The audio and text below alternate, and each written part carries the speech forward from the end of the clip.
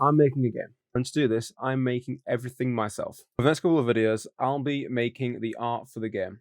So in this video, I'm going to be making the tile map for the level, as well as the level itself for the demo. The idea I had was an open field with a path running down it. So I would need a couple of types of tiles to make the level. The first tile I made was a grass tile, but really it was more tiles because I wanted to make multiple versions for each tile. The grass tiles all use the same 3 green colours. There's your standard green for the background of the tile, the dark green for the grass blades, and then some lighter green for some more detail. The tiles themselves are 32 pixels by 32 pixels and were made to be able to connect to each other seamlessly. For the grass tiles, I randomly clicked around on the screen with the dark green to create a random grass looking tile. Then afterwards, I'd go through with the lighter green to add some more depth and detail to the tiles. I did this for 4 grass tiles to give the level more depth. The next set of tiles I made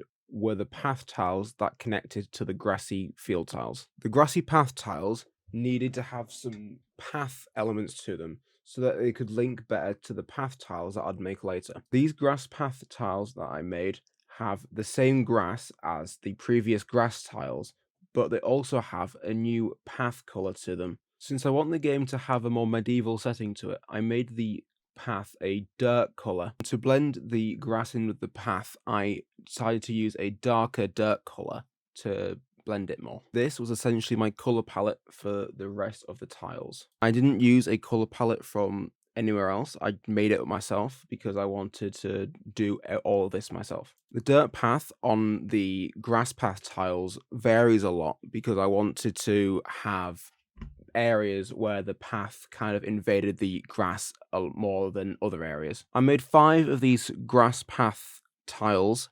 Then, once they were done, I reversed them and called them the negative tiles. This was so I could have the transition of the paths on both sides of the path. For the actual path tiles, I used the same brown for the main dirt bit. Then I used the darker transitional bits to add some detail into the path itself. Then it was time to add these into the game, then creating a tile map for them all to go into. First thing I had to do was to change the scaling of the tiles. When importing them from Photoshop, they are originally really small, so scaling them up will mean that I have to do less painting of the tiles onto the scene. For me, in the beginning, the tile map was quite complicated to use. This was mainly because I was a bit confused at the controls, like using the edit and paint to change around the palette of the tiles. Actually putting the tiles into the level was no problem though. What was a problem was figuring out the size of the level that I wanted to make. I didn't want it to be too big as to make the player feel small, but I didn't want it to feel too small so the player felt too big or that there wasn't enough room to move around. I also had to take into account that I want the enemies to roam around the map a little bit to give it a bit more life.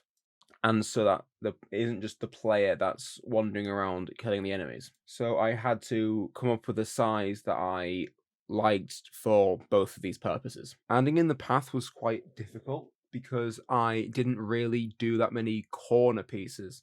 And part of what I wanted to do was kind of make an hourglass shape. This was so in the future I can add more things to the top and bottom of this area. Of course, to stop the player from wandering off too far, I need to add a barrier in. I had a bit of trouble with this as I forgot to add a collider to the player sprites that I imported from the pack that I downloaded.